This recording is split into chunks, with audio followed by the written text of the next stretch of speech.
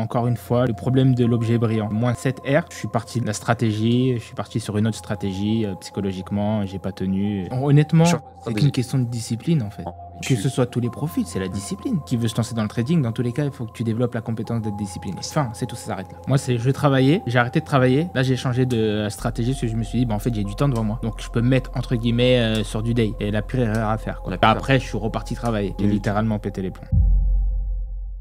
On se retrouve aujourd'hui pour corriger ton journal de trading de A à Z. On va voir quels sont les points intéressants, les points à retenir et surtout les points à corriger pour te faire atteindre la rentabilité parce qu'aujourd'hui, ça fait pas mal de temps que tu es dans le trading, tu vas bien sûr te présenter, mais tu n'arrives pas à atteindre la rentabilité. Et moi, mon but aujourd'hui, c'est d'essayer de corriger ton journal de trading, trouver les points positifs, les points négatifs et de te donner tout simplement un plan précis pour te faire tout simplement atteindre la rentabilité sur le long terme. Je m'appelle Jordan, j'ai 31 ans. Ça fait 4 ans que je fais du trading. Je suis actuellement au chômage, justement, pour, entre guillemets, me concentrer sur le trading. J'ai eu pas mal de lacunes, notamment sur les stratégies. J'avais quand même le syndrome de l'objet brillant. Quand il y avait une stratégie qui sortait, donc du coup, j'allais dessus, je revenais, je repartais. Et là, je me suis dit, il faut que je reste focus sur une seule stratégie. En pensant qu'une autre était mieux et que ouais, voilà, en gros, j'ai eu ce petit problème-là pendant un petit moment. Là, ça va un petit peu mieux quand même. Et donc là, j'ai réussi à rester focus sur une seule stratégie qui est la DS. J'imagine c'est vraiment pendant les périodes de drawdown où tu commences à hésiter ta stratégie et que tu te dis ok,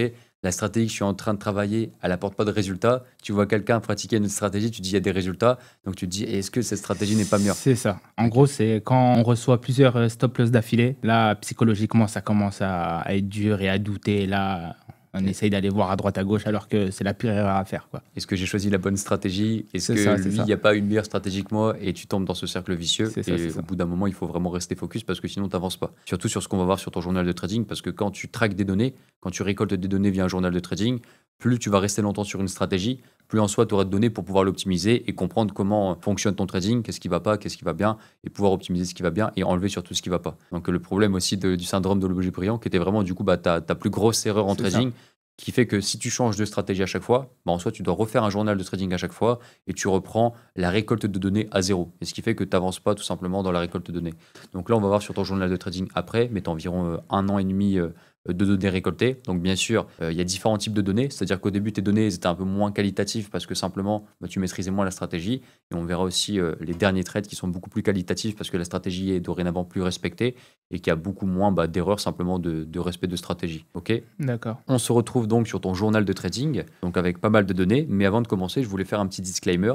Il faut comprendre que sur Internet, on montre généralement que des personnes qui ont réussi. Tu sais très bien, tu as commencé à regarder des vidéos YouTube, des influenceurs trading, etc.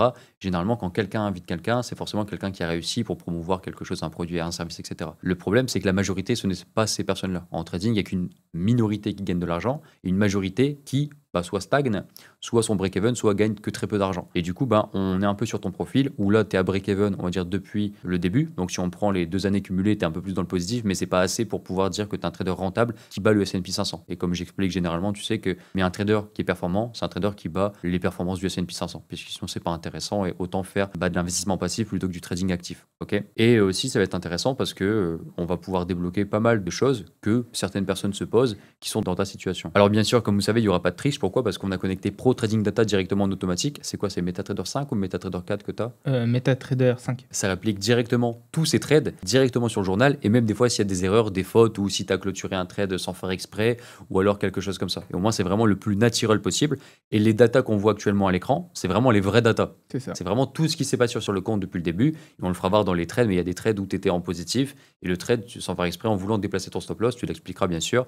Le trade s'est coupé parce que tu as fait une erreur de manipulation. Ça arrive, mais au moins ça reflète vraiment ce qui se passe réellement sur les marchés et il n'y a pas de OK, on présente son journal, on va supprimer les trades qui n'ont pas marché ou les erreurs et on va faire paraître ça. Non, là c'est un vrai journal de trading avec des vraies erreurs et ce que tout le monde va rencontrer généralement et sans cacher, sans artifice quoi, simplement. Donc on va commencer par ton tableau de bord. Donc en 2024, tu as commencé à traquer avec cette stratégie à partir de novembre. Donc on peut voir que ton année 2024, elle s'est terminée en négatif. OK.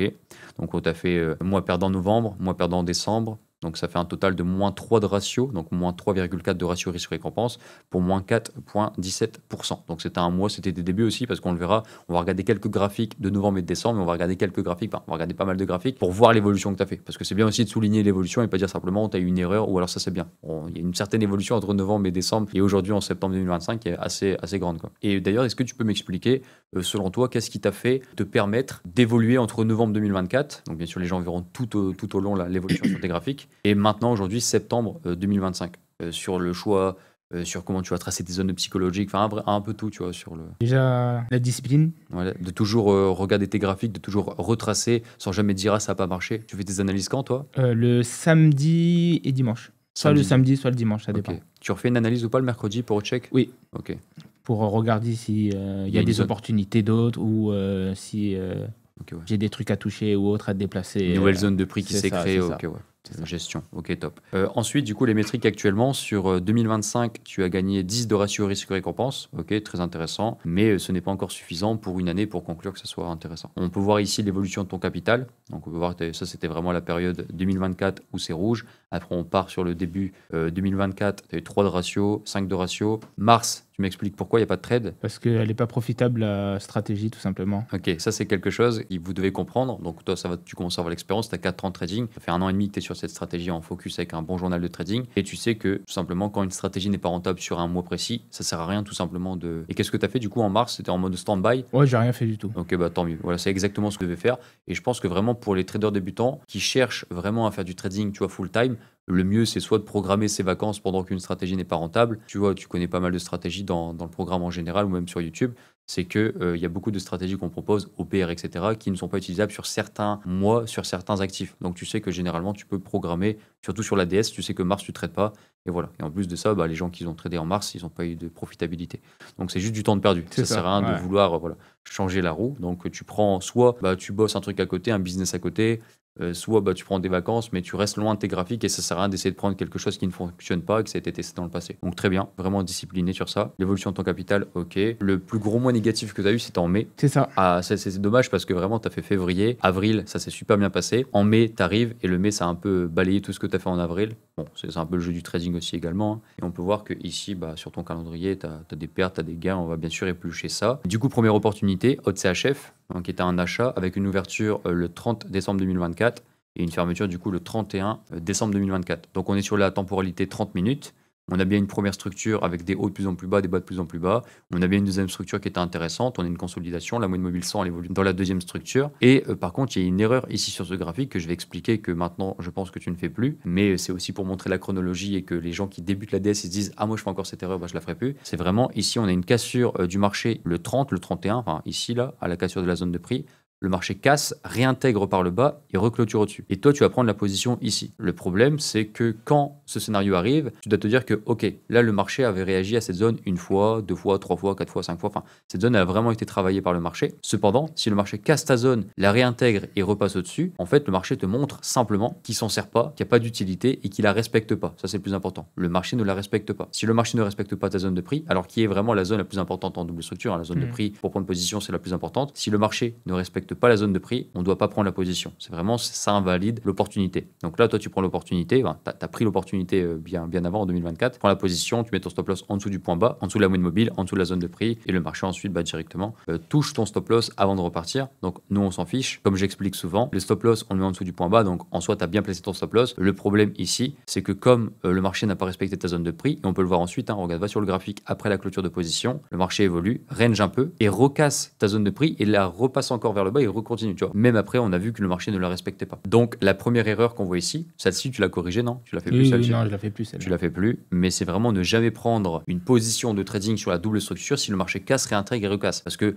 toujours, on doit se dire, ok, si le marché ne respecte pas ma zone de prix, pourquoi je devrais respecter l'opportunité? Ça fait plus partie de la stratégie. Stand-by, je la jette, ok? Donc ça, c'est la première erreur que tu as corrigée, que tu ne fais plus. Et c'est aussi, n'oubliez pas les gens qui vont regarder cette vidéo, mais si vous êtes débutant en double structure et que vous faites cette erreur, le but, c'est que vous vous servez de l'expérience de Jordan pour transformer directement, imaginons que vous êtes au même niveau de compétence que novembre 2024 pour Jordan et qu'à la fin de cette vidéo, simplement, vous arrivez à son niveau de compétence de septembre 2025. Quoi. Prendre ces erreurs, ne plus les refaire et se servir tout simplement de son expérience et des conseils qu'il va nous donner que je pourrais aussi l'aider à compléter. Ok. Donc ça, c'était une erreur de novembre, donc bien sûr, Jordan l'a corrigé. Mais aussi, j'ai une question à vous poser, c'est que vous me dites, ok Ben, Jordan, il n'y a pas tradé en mars parce que ça respecte pas la stratégie. Ok. Et pourquoi Jordan, ici en juin, juillet, il y a 0%? Donc je vais laisser t'expliquer pourquoi tu n'as pas tradé. En fait, encore une fois, le problème de l'objet brillant. Après le mois de mai où j'ai fait moins 7 R, je suis parti de la stratégie, je suis parti sur une autre stratégie. Psychologiquement, j'ai pas tenu et voilà. Comme tu dis, tu as pété les plombs. C'est ça. C'était vraiment, t'as pas tenu. J'ai littéralement pété les plombs. Littéralement. Et après, je suis revenu et. T'avais essayé quelle stratégie? J'ai essayé la breakline. Ok. Et c'est quoi, du coup, toi, c'est quoi ton profil de trader? Enfin, ce qui te correspond le mieux pour toi, ton profil à ta vie en général, c'est plutôt du swing ou plutôt, on va dire, du day trading? C'est plus du swing. Ouais, plus du swing. Parce qu'en même si je force à faire du day, psychologiquement, mais c'est plus. La réalité, c'est que je peux faire que du swing et je peux pas faire de day. Ok. Et en plus, généralement, comme toi, potentiellement, qui aime bien développer d'autres compétences à côté ou même d'autres business potentiels, ce qui est très intéressant, c'est qu'avec le swing, tu peux tout couvrir. C'est ça. Là où le day, tu peux vite te retrouver bloqué sur certaines situations, ou même si par exemple tu dois retrouver un travail ou X, le day trading peut être vraiment compliqué. Parce que imaginons, on prend le même journal de trading, mais on le met en day trading, et que tu dois retrouver un travail, et le travail là est exactement à la même session que ton day trading, tu peux plus utiliser la stratégie. Voilà. T'es un an de données, ça va rien, tu recommences à zéro, et t'as encore perdu du temps. Et ça, c'est vraiment, je trouve que c'est vraiment un fléau. Tu le sais, généralement, j'ai accompagné beaucoup de personnes, et tu avais beaucoup de personnes dans ce genre de cas, qui commencent un journal de trading, un an et demi, 2 ans de data, mais qu'ils avaient une situation bien spécifique, généralement c'est chômage ou alors études, etc. Et qu'ils arrivent à un moment où ils doivent trouver un job ou alors rechercher un job et que le job ne les laisse plus pratiquer cette stratégie des trading, en fait ils se retrouvent à avoir fait du trading 2 ans dans le vide. Parce qu'en fait tous les data qu'ils avaient récoltés, en fait ils servent plus à rien parce qu'ils peuvent plus, dis-moi. Moi c'était l'inverse. Okay. Moi je travaillais, j'ai arrêté de travailler, là j'ai changé de stratégie parce que je me suis dit en fait j'ai du temps devant moi. Donc je peux me mettre entre guillemets sur du day. Okay. Et la pire erreur à faire. Parce qu'après je suis reparti travailler. Donc en fait ça servait à rien. Et généralement peu importe, moi ce que je conseille généralement, tu sais ma vision, mais que tu dois toujours prendre le scénario le plus négatif, peu importe ce qui t'arrive. Ok, oui, mais si je quitte mon truc et que je bosse bien mon trading, je serai rentable et je n'aurai pas besoin de job. Non, tu prends, ok, tu seras pas rentable avec le trading la première année. Potentiellement, tu vas retrouver un job où tu auras besoin d'un job, même pour te nourrir ta famille X. Et du coup, tu dois prendre le trading qui prend moins de temps. Je trouve que sur certains business ou activités, tu peux avoir cet optimisme qui te dit que, ok, tu vois, si t'es motivé. Mais le trading, comme tu peux avoir par exemple un Mars, tu peux être le meilleur trader du monde sur la double structure, tu n'auras pas de résultat. C'est ce que je veux dire. Du coup, tu peux pas. C'est le marché qui décide. Et comme c'est le marché qui décide, tu peux pas être méga optimiste. Comme les gains que tu vas générer, comme on a eu le débat là ce week-end, combien tu peux gagner à la fin d'année. Tu sais que ta stratégie a un avantage, tu sais que ta stratégie elle est rentable, tu sais que X, si tu as beaucoup de trades, tu auras potentiellement plus de chances de réussir, mais tu sais pas combien à l'année, en chiffre exact, tu vas gagner. Et c'est pourquoi avoir une stratégie qui demande très peu de temps pour la coupler avec pas mal de choses, c'est la meilleure solution aujourd'hui. Et de toute façon, c'est pour ça que tu as choisi aussi le swing trading, la double structure. C'est ça. Ok, donc très intéressant parce que je ne savais pas pour juin, juillet. Et du coup, août, tu t'es dit quoi? Il faut que je revienne dans le droit chemin, tout simplement. Parce qu'en fait, à force de faire droite-gauche, t'avances pas, on n'avance pas, on stagne. Tu avais commencé à récolter des données du coup, juin, juillet, avec la stratégie ou non? Oui, oui, mais vite fait. Un truc vraiment pas sérieux, quoi. Ok, c'est bien en vrai, c'est que ça n'a pas duré longtemps. Des gens, non, ça n'a pas duré longtemps. Ouais, c'est 2 mois, hop, t'es revenu, août, septembre, ok, très intéressant. Juste le temps de ma psychologie, reprendre mes esprits et après revenir, quoi. Ok, top. Du coup, maintenant, USDCHF, donc à l'achat, ouverture le 27/02/2025. Donc ici, tu as fini en positif, ok. Donc c'est bien le fait que tu as rentré aussi les champs personnalisés. On le verra aussi dans tes analyses de champs personnalisés juste après. Et ici, du coup, la prise de position, elle se fait sur une tendance baissière qui respecte parfaitement la stratégie. On a une deuxième structure. La moyenne mobile, elle est dans la deuxième structure. Le marché clôture au-dessus de ta zone de prix. On a un pullback. Tu choisis de mettre un stop loss large en dessous, donc du point bas. Jusqu'à là, il n'y a aucun souci. Donc la prise de position, elle est bonne. Ta zone dangereuse, ici au milieu du graphique, elle est bonne. Les chiffres ronds, 0,90, 0,91, ils sont bien placés. Ton take profit est bien placé sur les clôtures ou même sur la zone qui marque le top, rien à dire. Et du coup, on va descendre sur le graphique juste après. Le marché commence à évoluer. Le marché arrive sur ta zone psychologique qui représente aussi un chiffre rond. On peut voir un premier impact, un deuxième impact qui montre un signe potentiellement que les acheteurs sont en train de clôturer leur profit ou même les vendeurs rentrent sur ce prix. Ok, très intéressant. Ce que tu fais, comme le marché est revenu toucher à 2 reprises ta zone de prix 45 minutes, la zone de prix psychologique, déplace ton stop loss en dessous de ces zones de prix avec de la marge, donc c'est intéressant, au moins même si ça mèche, t'es protégé. Jusqu'à là, le stop loss est très bien placé. Ensuite, le marché casse ta zone dangereuse, casse ton objectif théorique, casse le chiffre rond, donc là on est déjà à un ratio latent de 1 environ. Là, il y a une erreur par contre. L'erreur, c'est quoi? C'est le stop loss que tu places à break-even. Alors, c'est très intéressant potentiellement de placer, de sécuriser du profit. Le problème, c'est comment le faire. Le premier stop loss, il n'y a rien à dire. Il est protégé par une zone. Maintenant, est-ce que le deuxième stop loss est protégé par une zone? Pas vraiment. Moi, je pense que le mieux, c'était de laisser ton stop loss en dessous de ta zone de prix initiale et de laisser tout simplement évoluer le trade. Pourquoi? Parce qu'aujourd'hui, un break-even, donc imaginons un break-even, là, il n'y a pas vraiment de. Il y a une petite consolidation, mais la consolidation, c'est vraiment du 5 minutes. Le petit arrêt qu'on a eu sur la zone dangereuse, c'est vraiment minime, tu vois. Et tu vois où tu as placé ton stop-loss initial, là, c'est un vrai point bas. Donc, mettre un stop-loss à break-even, pour moi, ça respecte pas trop la théorie de dos, et même la tendance où tu places ton stop-loss, enfin, elle n'est pas vraiment bien dessinée. Je trouve que le meilleur stop-loss, c'est le premier que tu as déplacé, en dessous de la zone de prix 45 minutes, mais le deuxième à break-even, généralement, c'est pas une bonne solution. Regarde mes mains vite fait. Mais imaginons où le graphique pullback sur ta zone de prix, le marché explose, ok, et que, donc là tu as un petit point bas, donc ça peut se discuter, mais le fait, imaginons, tu as juste une impulsion que tu mets à break-even, le souci c'est que le break-even n'est pas un niveau psychologique qui peut protéger ton truc. Et encore pire, le break-even souvent est proche de ta zone de prix. Et la zone de prix, c'est là où il y a beaucoup d'acheteurs. Tu vois la zone de prix M45 là, on sait qu'il y a énormément d'acheteurs. C'est pour ça qu'on se positionne là, parce qu'on sait que potentiellement les stop-loss des vendeurs ou les vendeurs sont partis et qu'il y a beaucoup plus de momentum acheteur. Donc ici, on sait que sur la zone de prix, c'est vraiment une zone proche, une zone qui accumule énormément d'acheteurs. Le problème, c'est que tu places un stop-loss proche de là. Donc il y a une possibilité où le marché revienne toucher ton stop-loss, touche la zone de prix et repart à la hausse. Parce que c'est une zone d'accumulation des acheteurs, des positions acheteuses. Ok. Là où ton premier stop-loss que tu déplaces est très bien placé, parce que lui est en dessous de la zone de prix. Donc si le prix passe en dessous de cette zone de prix, là, c'est-à-dire que les acheteurs, ils ont perdu un peu la main, tu vois, on a perdu quelque chose. Mais le fait que le deuxième stop-loss que tu déplaces et que tu le mets à break-even, sachant qu'on est à côté de la zone de prix, moi je te conseille pour la suite de ne jamais déplacer un stop-loss trop proche d'une zone de prix. Donc j'aurais attendu potentiellement un nouveau plus haut qui soit un peu plus haut et j'aurais déplacé mon stop-loss. Ou alors tu vois la deuxième zone dangereuse qu'on vient de break, si le marché fait un pullback dessus, de cette manière par exemple, où tu as ton objectif théorique, bah tu peux placer ton stop-loss en dessous de la zone dangereuse, en dessous du chiffre rond et en dessous de l'objectif théorique, tu vois. Parce que tu as une zone qui te protège. Et sur cette zone, quoi, on sait quoi, bah, c'est une zone qui a servi à la fois de résistance, on voit un impact, deux impacts, mais qui, dans le futur, potentiellement servirait de support, donc où il y a les acheteurs. Donc quand tu places un stop-loss comme ça, dis-toi toujours, ok, est-ce que je place mon stop-loss à un endroit où il y a des acheteurs qui me protègent? Le premier stop-loss est bon, le deuxième n'est pas bon, tu vois, ok? Ok, ça marche. On va descendre le graphique. Donc le marché après crée un petit double top sur le graphique que je vois. Là, tu déplaces ton stop loss du coup en dessous de la zone dangereuse. Là, c'est OK. Ce stop loss pour moi est OK. Pourquoi? Parce que le marché commence à consolider, le marché crée un plus bas, ok, pas de problème. Et en plus de ça, si on prend, je vais rentrer un peu plus, tu connais, mais dans la psychologie de la figure qu'on trade, là il y avait un double bottom que tu trades, on prend la taille du double bottom, on le duplique, on arrive sur ton objectif théorique, et on peut voir qu'à l'arrivée de ton objectif théorique, on commence à avoir une consolidation. Enfin, on n'est plus en tendance vraiment haussière sur du court terme, mais on voit qu'il y a une réaction sur cet objectif théorique.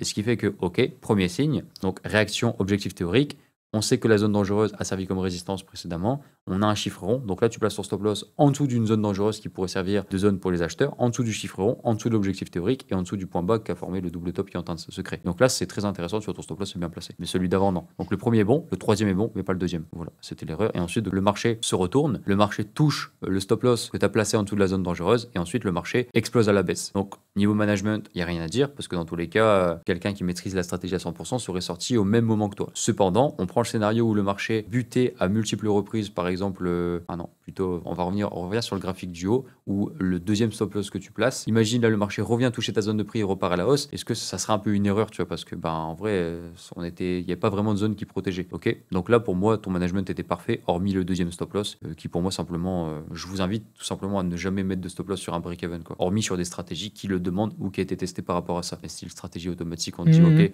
RR de 2, break-even automatique, ça tu peux. Mais là, dans le cas de la double structure, jamais placer un stop loss proche du break-even parce que généralement, le break-even, il se fait là où il y a la zone de prix. Donc, vaut mieux mettre le stop loss en dessous que le stop loss là, tu vois. Ok. Pour gratter quelques ratios, on s'en fout. Ouais. Mais rappelle-toi, encore une fois, la zone la plus importante dans notre analyse technique sur la double structure, c'est la zone de prix. D'accord. Si cette zone de prix n'est pas respectée, on ne la prend pas, comme on a vu précédemment sur les autres opportunités. C'est celle que tu surveilles le plus. Généralement, on en parlait hier aussi avec Mehdi. Mais comment tu vas la tracer? Ok, c'est ce que tu travailles le plus généralement sur la stratégie, la zone de prix.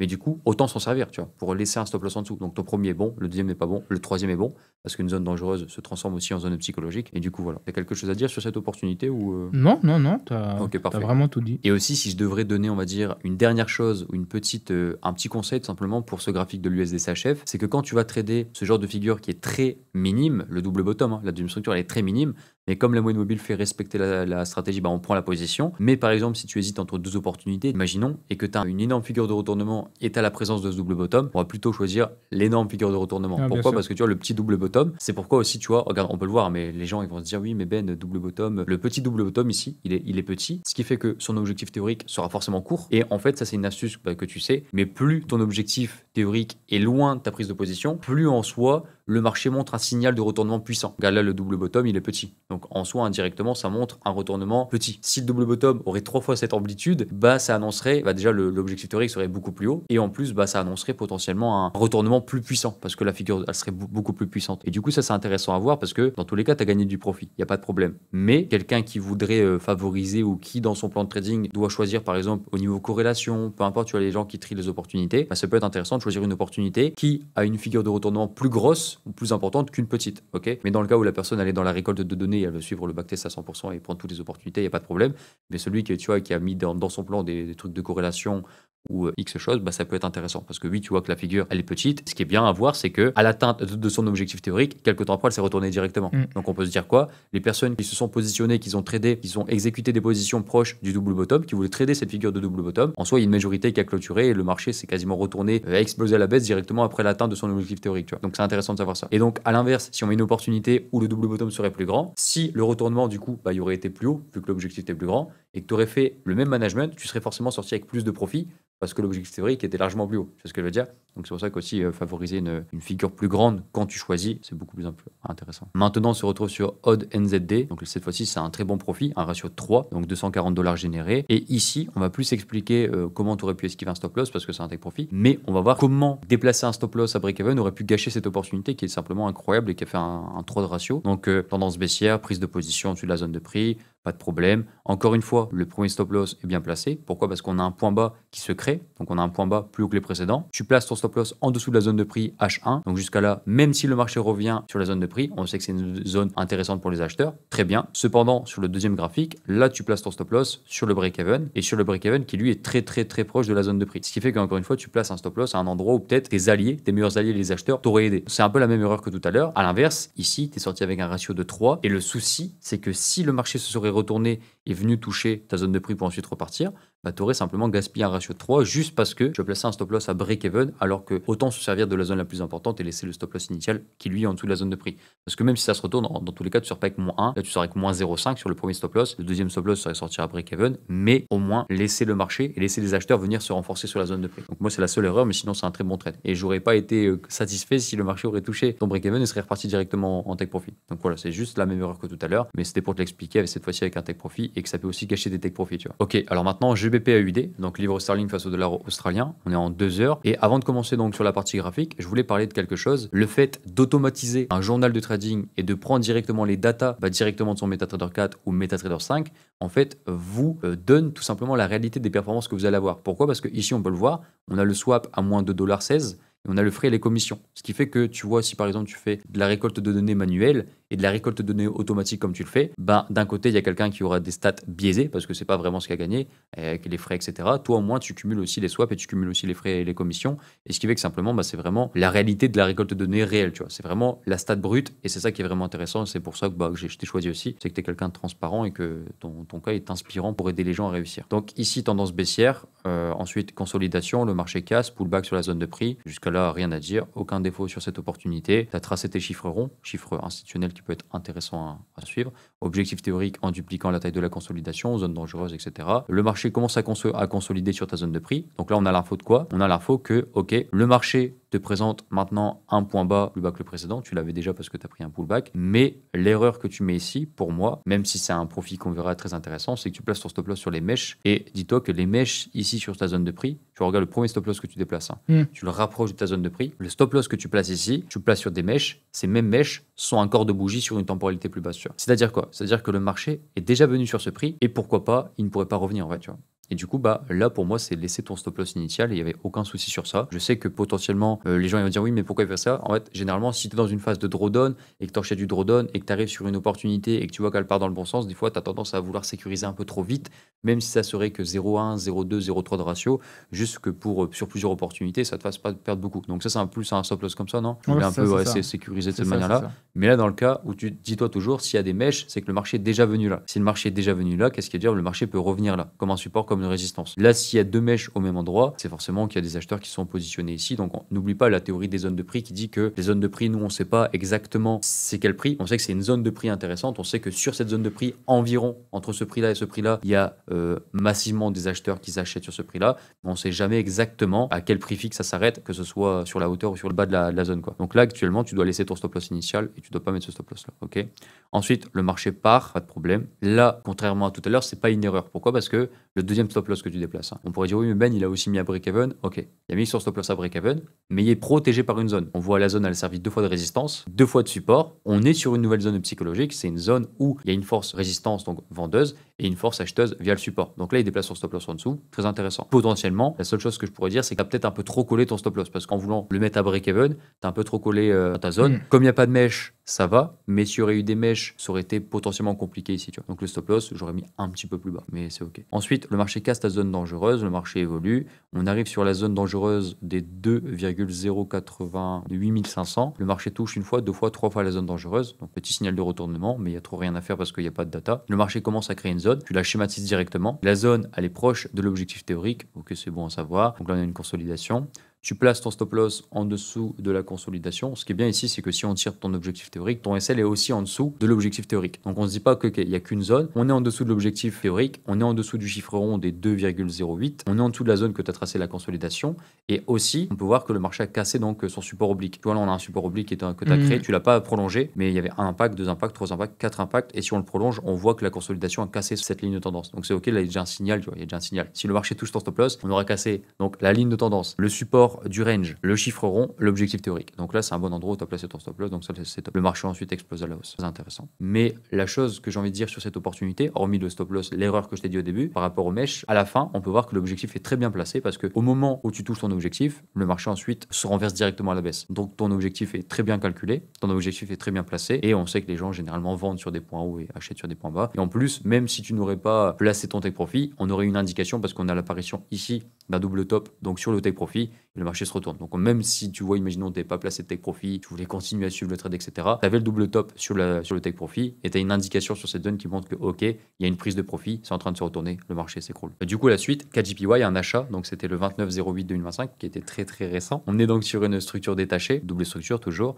Et ici, il y a une métrique intéressante qu'on peut voir, hormis comme on a vu les swaps, les frais qui permettent d'avoir tout simplement les métriques réelles de ton trading, on a directement les règles non respectées qui sont automatiques. Donc quand tu respectes pas, imaginons sur cette plateforme, donc Pro Trading Data, imaginons toi tu t'es dit ok, j'ai risque maximum 5% par semaine. Si tu prends une position alors que tu as déjà atteint ces 5% par semaine, simplement tu as une limite journalière qui s'active et qui te dit que tu n'as pas respecté ton plan. Donc ça c'est une erreur de respect de plan, mais généralement c'est vrai que quand tu es dans TradingView et que ça respecte une opportunité et que tu n'avais pas de check non plus ton plan, tu n'y penses pas à cette limite, mais ça peut être intéressant, c'est plutôt conseillé de respecter cette limite, voire même obligatoire. Limite journalière, limite hebdomadaire, limite mensuelle. Donc bien sûr, on peut encore le configurer. Et avant de continuer sur cette opportunité, est-ce qu'on n'irait pas sur ton plan? On a 1% de risque par position. Donc si une position se clôture en négatif, tu perds moins 100 en trade management. On a un risque par jour de 2. Tu vas jamais prendre 3 opportunités sur le même jour, toujours 2 maximum. Risque par semaine 4. Et risque par mois, on est à 10 ou 12? Parce que là, c'est en... 10. 10, ok. Alors pourquoi les gens ils vont voir 8,94? Parce que c'est un journal interactif. Quand il va prendre une position, ça va évoluer. Donc en fonction de son risque et de ses positions actuelles, là on peut voir que ce mois-ci il a fait moins 1%, enfin moins 1,06%. C'est pour ça ici il lui reste 8,94 de risque à utiliser. Comme c'est interactif, lui c'est 10% de base, mais comme il a déjà perdu un trade ce mois-ci, bah c'est plus à 10%. Logique, jusque-là. Et c'est bien aussi, c'est que tu regardes de temps en temps, mais la barre elle est intéressante là. La barre rouge avec le pourcentage, etc. C'est fou. Cool. Hein. Tu vois, c'est un peu le. Bah oui, c'est un truc de ouf. En fait, le fait que ce soit interactif, c'est intéressant de regarder. Si ça serait manuel, bon, chiant de regarder. Ouais. Le fait que ce soit interactif, c'est intéressant. Et c'est pour ça que moi, je conseille à tout le monde d'utiliser un journal de trading automatique, frais, swap, gain de temps qui est juste énorme, et juste remplir ses graphiques, mais sinon toute la partie automatisée. Les jours de trading, ça va être le lundi, mardi, mercredi, jeudi, vendredi. Pas de prise de position avant une annonce économique à 30 minutes avant, pour éviter les grands pics de volatilité ou les spreads très élevés. Hein. Tu as déjà essayé de prendre une position sur une opportunité où il y a des annonces économiques et tu te retrouves ici et tu as pris position là ou là. Ah oui, non, c'est incroyable. C'est franchement, il y a un gap Il y a un décalage hors norme. Heure de trading, donc de 8h à midi et de midi à 21h. Et les unités de temps que tu vas pratiquer avec la stratégie, ça va être de 30 minutes à 2 heures. Ok.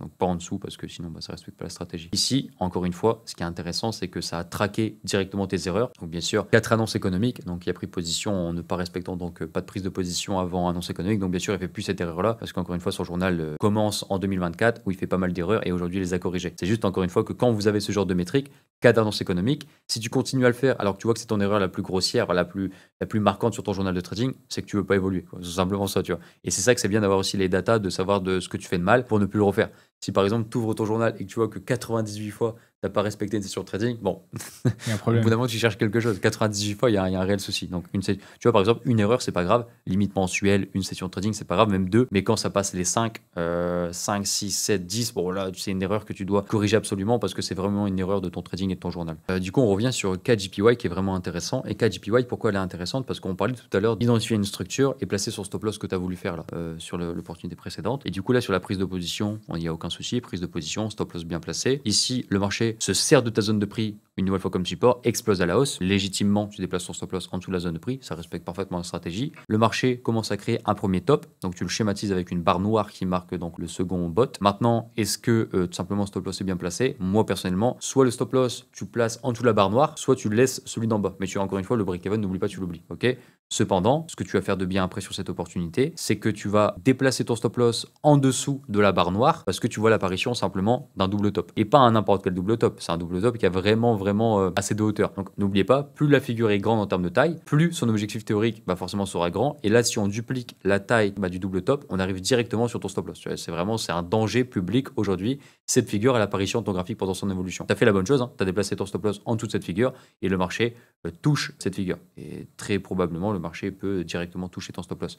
Mais ce qui veut dire que quand tu arrives sur ce graphique, toi tu le fais bien, ça va. Quand tu vois une apparition d'une figure comme ça, tu te poses toujours la question, ok, est-ce que la figure impacte mon opportunité? Si oui, c'est forcément qu'elle est grande parce qu'elle peut toucher ton stop loss ou même te faire perdre beaucoup de profit. Si tu as un ratio latent actuellement de 4 et que la figure elle peut te faire perdre 3, bon, tu sécurises en dessous de la figure, tu perds pas 3. Mais si la figure elle est petite et que tu vois que son objectif est très minime et que c'est pas grave, t'es pas obligé non plus de déplacer le stop loss, mais ça tu le sais. Donc voilà, c'était juste pour féliciter le fait que tu as bien identifié la figure et que clairement c'était à ce moment-là qu'il fallait déplacer son stop loss. Et en plus de ça, si on parle, là on parlait uniquement du trade management, mais si on parle de la psychologie des intervenants ici, c'est qu'on avait une deuxième structure, donc première structure, deuxième structure, tu as tracé ton objectif théorique, le marché a réagi 2 fois sur ton objectif théorique, 2 fois sur ton chiffre rond et proche aussi de ta zone dangereuse. On sait que sur cette zone, entre l'objectif théorique, le chiffre rond, la zone dangereuse, il y a eu une prise de profit et il y a eu un retournement. Il y a pas mal d'ordres vendeurs qui s'étaient placés sur ce niveau bien précis et il y a eu beaucoup d'acheteurs qui commençaient à paniquer, qui ont commencé à vendre. Et tu vois, de toute façon, la violence de la création du double top, elle est assez énorme, tu vois. C'est vraiment des grandes impulsions baissières et là, il y a des prises de profit sur ce niveau de prix. Donc, c'est intéressant de savoir que, ok, le prix a atteint mon objectif théorique, a atteint mon chiffre rond, on commence à avoir une clôture des acheteurs ou même une rentrée massive des vendeurs. Qu'est-ce qui se traduit? Apparition du double top, je déplace mon stop loss en dessous, je sors au meilleur moment. Tu as fait ton taf, voilà, terminé. Voilà. Et du coup, maintenant, on se retrouve sur la partie analyse. Donc, analyse de tes datas. Ok, je t'invite à mettre tout. Et je vais peut-être dire quelque chose aussi pour les débutants qui vont nous regarder. Quand vous récoltez des datas avec une stratégie, il y a un avant et un après la maîtrise de la stratégie. C'est-à-dire que quand tu récoltes des datas, si tu as récolté des datas au moment où tu ne respectais pas la stratégie, donc c'est-à-dire des trades qui ne respectent pas la stratégie, généralement, tu dois enlever, on va dire, ces trades de la récolte de données. Alors, comment tu peux les enlever? Est-ce que déjà tu te poses la question, est-ce que je fais encore cette erreur? Si tu fais encore cette erreur, bon, non, parce que tu vas le refaire. Mais toi, actuellement, l'erreur de la cassure intégration, la première qu'on a vue, tu le fais plus. Donc, par exemple, imaginons le mieux, ça serait tout simplement d'enlever ce trade parce que tu sais que tu vas plus le faire à l'avenir et ça sert à rien de récolter une data que tu n'as pu reproduire dans le futur, tu vois. Donc, bien sûr, ça c'est quelque chose que la personne fait tout seul en amont. Dès que tu maîtrises un concept et que tu es sûr de ne plus refaire la même erreur, tu enlèves les anciennes erreurs dans ton journal de trading, pas parce que tu veux cacher tes pertes, tu vois, c'est pas ça, non, parce que tu sais que tu as pu le refaire. Et du coup, la récolte de données, elle est fausse, parce que tu ne reprendras plus jamais une opportunité similaire, parce que tu sais que ça arrivera jamais que tu reprennes cette opportunité, sur n'importe quelle erreur, bien sûr. Donc là, ici, par mois, on a vu tout à l'heure, ok, par sens, on voit que tu es beaucoup plus profitable ici à l'achat, tu as pris 37 trades à l'achat et tu es beaucoup plus profitable, tu es positif, et en vente, tu es négatif, ok. Pareil, jour de la semaine, ton jour le plus profitable, ça va être le jeudi, et le reste de la semaine, c'est négatif. Ici, par heure, bon, ça, c'est des métriques où il faut beaucoup d'échantillons pour que ce soit valable, donc c'est pas intéressant. Par unité de temps d'entrée, ça va être du 2 heures. Ok, donc très intéressant. Ensuite, et les symboles, tu vas être le plus rentable ici sur le GBP CAD. avec 7% de profit et tu as un win rate de 100% sur GBP CAD. Et par contre, à l'inverse, si on va tout en bas, tu as 0% de win rate avec 2 trades du coup sur GBP et JPY. On va aller du coup sur champ personnalisé. Ici, sur le pullback, on est donc sur un ratio positif de win rate de 54%. Donc c'est énorme. Hein. Win rate de 54% pour 24 trades sur un pullback. Quand tu prends une position, quand le marché t'offre un pullback. Et quand le marché ne t'offre pas de pullback, on est vraiment à, c'est du négatif. Win rate de 18% de chance de réussir un trade et un ratio de moins 10. Ok, l'autre on était à un ratio de 16. Donc là, potentiellement, si tu commences à cumuler encore une année, etc., et que tu remontes plus de data simplement dans ton journal de trading et que tu dois optimiser quelque chose, là, c'est une première métrique intéressante, tu vois. Ok, est-ce que plus tard, je ne prendrai pas que des positions avec un pullback? Parce que déjà, une position avec un pullback, il y a des avantages. Le fait que tu peux mettre déjà un stop loss beaucoup plus près, parce que le pullback t'offre un point bas, là où une opportunité qui a une clôture ne t'offre pas, du coup, tu dois souvent descendre ton stop loss. En général, si on devrait prendre la moyenne, une opportunité qu'un pullback offre de meilleurs ratios qu'une opportunité sans pullback, parce que ton stop loss sera forcément plus court. Donc, en plus, c'est intéressant de savoir que tu as 54% du win rate sur un pullback. C'est énorme, tu vois. Contrairement à l'autre qui a 18%.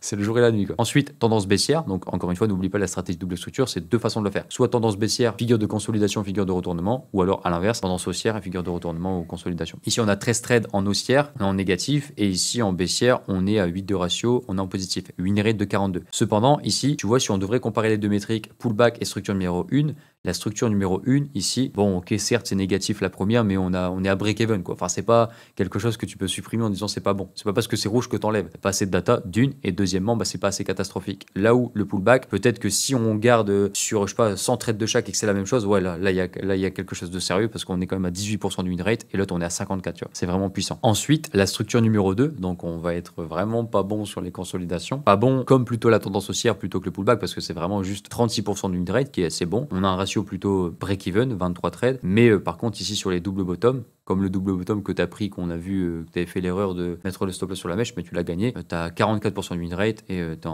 vraiment en positif. Donc bien sûr, n'oublie pas, Jordan n'a pas encore 10 ans de trading. Donc c'est normal qu'il n'y a pas encore plein de data, il n'y a pas encore plein de ratios sur toutes ces métriques pour avoir vraiment des bons profits sur tous les ratios. Enfin vraiment, il faut beaucoup de trades. Cependant, le problème, c'est qu'en swing trading, pour avoir beaucoup de trades, ça prend des années, quoi. Donc c'est la différence si tu ferais du day trading, c'est que les datas seraient beaucoup plus élaborées parce que tu prends plus de trades. Ok, mais ça ne veut pas dire que tu seras pour autant plus rentable, quoi. Et sur les structures 2 en 1, je crois que les gens y connaissent, mais beaucoup plus profitable sur les structures détachées où tu as un ratio de 6,52 et ici tu es à break-even sur les structures 2 en 1. Donc n'oublie pas, la structure détachée, c'est quand tu as une tendance baissière. La deuxième structure casse cette tendance baissière et après tu prends en position. Et à l'inverse, détaché, c'est tout en 1. Donc là, on a vu tout ça et du coup, j'ai 2-3 axes d'amélioration pour toi et pour continuer à l'amélioration de ton journal de trading. Premièrement, c'est qu'on verra donc en amont après cette vidéo comment retirer directement tes trades sur les erreurs que tu as corrigées. Donc comment enlever tes erreurs que tu ne fais plus pour ne plus fausser donc tes datas. Par exemple, novembre, décembre, le total n'est pas bon, mais tu sais que dans tous les cas, ces trades-là, 3/4, tu ne les feras plus. Donc ces datas ne nous intéressent pas. Donc ça réduit déjà tes profits. Ok, bah, tes profits latents en général dans ton trading en général. Donc ce que tu vas laisser, c'est ok, rappelle-toi l'exercice que je t'ai donné. Est-ce que je fais encore cette erreur ou est-ce que je la vois pas encore? Donc dans ces cas-là, tu supprimes pas les erreurs que tu fais encore. Par contre, si cette erreur pour toi, c'est une évidence que tu la fais plus, la cassure intégration de la zone là, c'est une évidence et à chaque fois tu prendrais plus jamais une opportunité sur ça, bah directement là tu la supprimes parce que tu sais la data elle est useless, la data elle est inutile et tu vas plus jamais le reprendre. C'est une data obsolète du début parce que tu es des débutants avec cette stratégie. Ok, et le but c'est que quand tu arrives à la maîtrise à 100% de la stratégie, tu gagnes uniquement les datas qui correspondent à 100% de la stratégie parce que c'est eux qui reflètent si oui ou non tu dois t'améliorer sur tel point. Ok, parce que les autres ça va rien parce que tu vas plus jamais les reprendre. Quand tu choisis de la data, si la data elle est fausse et que tu la prends plus, bah tu auras 3 datas fausses qui vont juste pourrir là et qui vont t'induire en erreur. Alors que si tu prends je sais pas moi sur 50 doubles structures les mêmes datas, exactement les mêmes erreurs, bah là comme tu prends la même chose et que tu sais que dans le futur tu vas prendre la même chose, bah forcément directement ça sera des datas très utiles. Là où ce que tu fais plus c'est juste des datas inutiles. Deuxièmement, j'ai vu un graphique, on en a parlé tout à l'heure, mais GBP/USD, tu as fait une erreur de manipulation, c'est ta seule erreur de manipulation sur ton journal de trading. C'est une opportunité qui évoluait à la baisse, une opportunité qui était en profit et au bout d'un moment tu étais en profit. Donc je laisse le graphique à l'écran. Du coup, tu voulais m'expliquer aussi ce qui peut arriver souvent chez les traders en général parce que encore une fois la différence entre un robot et un humain, c'est qu'on peut faire des erreurs manuelles. C'est ça. Et qui peut tout simplement, bah, on va dire, bon là ça va, t'es sorti en profit, mais de base tu pouvais sortir avec plus de profit. Je te laisse expliquer ce qui s'est arrivé donc, sur GBP/CAD parce que l'erreur c'est fermeture du trade. En fait, j'ai simplement voulu déplacer le SL, tout simplement, et j'ai fait une mauvaise manip sur MT5. Ok. Et au lieu de modifier le SL, bah, j'ai cliqué sans faire exprès sur fermeture de position. Et ça m'a clôturé la position.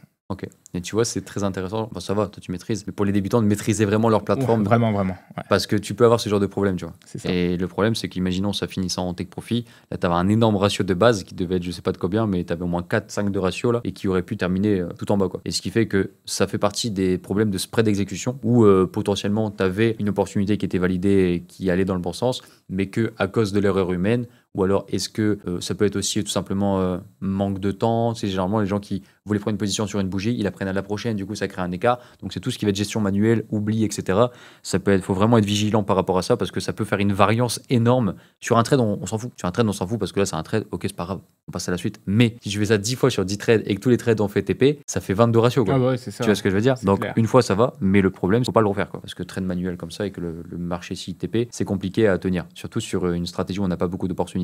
Surtout. Une stratégie où tu as beaucoup d'opportunités, tu as plus le droit, mais sur une stratégie où tu n'as pas beaucoup d'opportunités et que tu as un ratio, enfin tu as un win rate et 40%, 35%, etc., les TP sont plus rares que les stop loss et du coup, si tu gâches un TP, c'est plus compliqué. Aussi pour les débutants qui ont du mal à simplement identifier un top ou un bot, en vrai, tu utilises toi la technique de la courbe. Des fois, tu sais, tu galères ou pas. Ouais. Des fois, quand c'est vraiment ambigu. Ouais, tu vois, ambigu, bah, c'est bien d'utiliser le graphique en courbe. Au moins, tu sais que, ok, c'est un point haut, c'est un point bas et je m'en sers pour tracer. Et aussi, après analyse de ton graphique en général, j'ai vu quelque chose qui me dérangeait, c'est que tu utilisais un zoom sur TradingView. Donc 80%, sachant qu'on n'oublie pas, il y a deux types de stratégies. Il y a des stratégies interprétation, prophétie, autoréalisatrice et des stratégies un peu plus mathématiques où tu t'en fous de cette métrique. Mais pour les stratégies autoréalisatrices, comme la DS, ce qui est intéressant de savoir, c'est que quel zoom tu vas utiliser. Toi, tu utilisais 80%, alors que de base, il faut utiliser 100%. Pourquoi 100%? Bah, c'est la majorité qui utilise ça et on fait ce que font la majorité pour repérer les mêmes zones psychologiques. Ce qui fait que, potentiellement, toi, comme tu utilisais le zoom à 80%, des unités de temps que tu aurais pris potentiellement en 30 minutes, ça ne serait pas 30 minutes. Donc, si par exemple, toi, tu voyais une opportunité en 30 minutes, bah, généralement, ça pouvait être du 90 minutes, du 1 heure. Et ce qui fait que potentiellement, tu rentrais sur certaines opportunités sur des mèches et pas sur des corps. Et ça, c'est un des exercices que je te donne. Donc, le premier exercice, c'était simplement enlever les trades qui sont pas bons pour enlever les datas que tu ne fais plus. Deuxième exercice, c'est donc le zoom, tu l'as mis maintenant parce que je t'ai corrigé et je le referai voir sur TradingView. Le zoom en haut à droite, tu cliques et tu peux directement changer le zoom. Garder le zoom à 100 parce que simplement, tu peux aussi changer les résultats obtenus entre le backtest et toi parce que le backtest, lui, est fait sur un zoom à 100. Donc, identification de opportunité à 100%. Ce qui fait que toi, si tu essayes de répliquer le backtest pour avoir les mêmes résultats que la double structure, si tu as un zoom à 80%, c'est normal que tu n'as pas les mêmes unités de temps parce que tu as l'impression que ça concorde pas. Donc, tu as eu ça pendant 1 an et demi. Et du coup, là, ce que tu dois faire, c'est donc repasser à 100% et simplement rééquilibrer. Je pense que du coup, tu auras beaucoup moins de trades qui ne respectent pas le backtest et tu auras plus de trades qui respectent le backtest parce que simplement, tu es sur le bon zoom. C'est bien, c'est que tu le sais et qu'on a trouvé la solution parce que c'est vrai que quand tu as identifié aussi ton journal de trading, beaucoup de personnes qui avaient, par exemple, si on mettait 100 traders de la double structure, n'avaient pas la même temporalité que toi. Tu avais une temporalité ailleurs parce que ton zoom n'était pas pareil et je vous invite tous à faire la même chose parce que sinon, vous n'allez pas avoir les mêmes résultats que le backtest simplement parce que le backtest est placé sur un zoom de 100 et si tu veux avoir des bougies lisibles sur ton graphique, simplement, quelqu'un devra sûrement changer d'unité de temps parce qu'on voit pas la même chose. Donc là où toi de base tu voulais rentrer en 30 minutes, peut-être que c'était du 45 ou du 1 heure, mais peut-être que sur du 1 heure, la clôture n'avait pas clôturé et toi quand tu voulais rentrer en 30 minutes, ça tombe, c'était pas bon sur la vraie unité de temps, peut prendre en compte le backtest. Tout est par rapport à ça, tu vois. Si le backtest est à 100, tu fais pareil que lui. Mais si toi tu vois une opportunité que le backtest n'aurait pas pris parce que peut-être ça aurait été une mèche sur ton opportunité, parce que tu comprends, peut-être que ça peut fausser. Donc là au moins c'est bien qu'on a cet axe d'amélioration qu'on a découvert et qui va te donner tout simplement, te débloquer, simplement ça rajoute quelque chose. Ok, je faisais mal ça, du coup je le fais et je me rapproche le plus possible de ce que génère le backtest sur les dernières années. C'est comme ça qu'on l'a fait, donc au moins tu te rapproches le plus de ce qu'on a fait et tu te rapproches le plus de suivre à 100% ce que fait le backtest. Et du coup pour revenir aussi sur ton journal de trading overall, c'est que les gens doivent comprendre que la stratégie a subi une bonne phase de drawdown cette année et que ça arrive dans n'importe quelle stratégie et dans n'importe quelle stratégie qu'ils vont utiliser sur les marchés, il peut même y avoir simplement une année pas bonne. Par exemple sur les stratégies qu'on a testées mathématiquement ou même algorithmiquement, on peut avoir 23 années de rentabilité et sur ces 23 années, une année complète qui n'est pas bonne. Donc en fait, une stratégie de trading et même un trader en général, on peut pas juger ses performances sur 6 mois, ce qui a rien à voir. C'est pour ça que toi, tu es vraiment corrélé directement à un de tes premiers problèmes que tu as su corriger, mais l'objet brillant. En mode, j'essaie une stratégie, si la stratégie me plaît pas ou alors elle va pas sur un laps de temps précis, je change. C'est vraiment contraire au trading. Tu vois. C'est vraiment contraire au trading parce que tu peux pas savoir si la stratégie est bonne sur 4 mois, 6 mois. Et juger la rentabilité d'un trader sur 6 mois et trucs, là même là, tu vois que les datas qu'on a, on peut pas savoir si tu es rentable sur le long terme. Parce que déjà d'une, tu faisais des erreurs avant, et ce qui fait que tu n'as pas maîtrisé la stratégie à 100%. Mais par contre, là, si tu maîtrises la stratégie à 100% et que tu appliques la même stratégie et que tu prends 1 an et demi supplémentaire de data, là, on peut voir que tu es rentable parce qu'on a un plus large échantillon et beaucoup plus de data et une meilleure temporalité aussi. Et du coup, le court terme ne nous intéresse pas, parce que maintenant tu le sais, tu as été formé, etc. Mais tu dois te focus du coup sur le processus long terme et juste appliquer la stratégie sans faire des erreurs manuelles. Ça t'est arrivé une fois, donc ça, mais je te le répète, sans éviter les spreads d'exécution, genre de rentrer sur une bougie après, pas rater une bougie, et te rapprocher le plus possible de comment fonctionne le backtest qui a été créé sur cette stratégie. Et normalement, avec le temps, tu atteindras la rentabilité parce que la stratégie apporte un rendement positif intéressant sur les dernières années. Et je voulais aussi revenir sur ce que j'ai dit précédemment par rapport au fait que sur Internet, beaucoup de gens montrent tout le temps les gens qui gagnent. Moi de même, hein, tu peux savoir, il y a beaucoup Paul, Ricardo, Sophie, etc. Beaucoup de gens qui gagnent. Mais moi, dans cette interview, je voulais vraiment montrer si on devrait partir en pourcentage, là, c'est les gens qui gagnent. Là, c'est les gens qui sont dans ta situation. Et il y a encore plein de gens, mais qui ne sont pas formés, etc. Mais vraiment les gens qui stagnent, etc. Et voilà. Le but, c'est de récolter des datas, essayer de maîtriser sa stratégie à 100%. Le but, c'est que tu t'en rapproches le plus. Ça va, tu es proche de cette maintenant. Là, en septembre 2025 et en août 2025, tu t'y rapproches vraiment. Mais en novembre 2024, tu n'y étais pas encore. Mais au moins, on a l'évolution. Ça serait bizarre, comme on a dit tout à l'heure, de voir que tu n'as pas évolué. Mais voilà, maîtriser la stratégie à 100%. L'histoire de respecter le backtest par rapport au zoom pour pas avoir les bonnes unités de temps et pas rentrer sur des mèches. Éviter les erreurs manuelles. Continuer à traquer des datas parce qu'on a une data intéressante, celle du pullback là, qui, alimentée par encore plus de trades que tu vas prendre, sera intéressante, je pense, parce que vraiment là, il y a un écart de fou entre le pullback et tout. Et il se peut que dans 1 an et demi, 2 ans, tu trades que des positions avec le pullback parce que ton win rate est vraiment intéressant et l'autre, il est vraiment catastrophique, tu vois. C'est donc à voir avec les datas que tu vas récolter. Et ouais, tu le sais très bien, mais dans ton journal aussi, il y a aussi la métrique mes erreurs. On peut voir la liste de tes erreurs et c'est très bien. Pourquoi? Parce que ici, tu as calcul de position, déplacement du stop loss trop agressif. Ça, c'est toi qui les as notés. Hein. Tes erreurs personnelles que tu as mis, que j'avais oublié d'aller. Et c'est bien, c'est que, comme je t'ai dit, toujours une métrique négative, c'est pas grave. Ça peut être vraiment comme ton trade clôturé manuellement. En soi, voilà, ça t'est pas arrivé toute l'année. Une fois, c'est pas grave. Mais plus, c'est comme tout, hein, plus la métrique, elle va être répétée de nombreuses fois, plus là, il faut faire attention. Là, par exemple, c'est une et 2 fois juste le calcul de position, ça va. Mais si tu aurais calcul de position 8-7 fois, je t'aurais disputé, je t'aurais dit, bon, tu veux faire du trading, mais t'as pas compris encore une fois comment fonctionne 100% un calcul de position. Et moi, j'aime bien, franchement, ce que j'aime bien sur ton journal ou même toi, c'est qu'en fait, c'est transparent et tout ce que je vois, c'est la réalité. Parce qu'on a vu, je montrais aussi des screens, mais tous les trades sont accompagnés de frais, sont accompagnés de swaps, sont accompagnés des vraies erreurs. Il y a même des trades où, sans faire exprès, tu as pris une position et sans exprès, tu l'as clôturé directement parce que j'ai vu que tu avais pris. Voilà, c'est vraiment le vrai journal et ça m'a vraiment intéressé. Ça reflète simplement la réalité brute du trading et pas avec artifice et pas avec des trades enlevés. Et j'espère en tout cas que les gens ils ont aimé et j'espère qu'en tout cas, j'ai pu aussi t'apporter une petite vision sur ton journal de trading. Tes données commencent à être assez intéressantes parce qu'en tout, tu as pas mal de trades. On est à 50 là, trades environ. Et il commence à avoir la métrique pullback, elle commence à être intéressante et au moins tu as des points d'amélioration et tu sais comment évoluer pour la suite. Et le mieux, c'est de voir comment ça se passe dans le futur. Et aussi simplement, peut-être si tu veux revenir un jour, si tu as réussi ton premier challenge, ton premier payout, les gens ils seront contents et dire ah ce mec là il a galéré, mais il a bossé, il a eu son premier payout. Ça fera un petit storytelling et ça serait cool en vrai. Un mot à dire pour la fin? La discipline, honnêtement, c'est qu'une question de discipline en fait. En vrai, oui. Vraiment. Mais prends aussi tous les profils parce qu'on n'est pas tout.